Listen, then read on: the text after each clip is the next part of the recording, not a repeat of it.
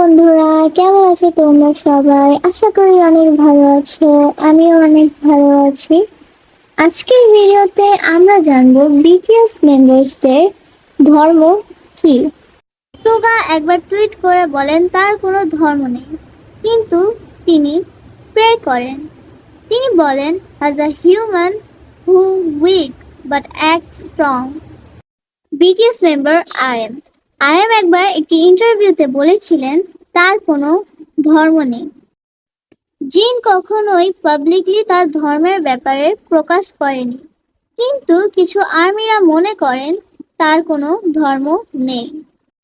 BTS member Kim তেইয়ং কখনো নিজের ধর্ম নিয়ে মন্তব্য করেনি, কিন্তু কিছু কিছু আর্মিরা মনে করে থাকেন কিম তেইয়ং একজন খ্রিস্টান। তিনি স্পটিফাইতে একটি প্লেলিস্ট তৈরি করেন যাতে খ্রিস্টান ওয়ার্শিপ সং ছিল।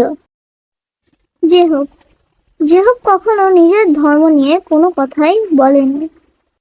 জাংকুক কখনোই নিজের ধর্ম নিয়ে কোনো কথা বলেননি, কিন্তু তিনি একটি খ্রিস্টান স্কুলে পড়েছিলেন যেখানে প্রতি সপ্তাহে একবার বাইবেল ক্লাস নেওয়া হতো।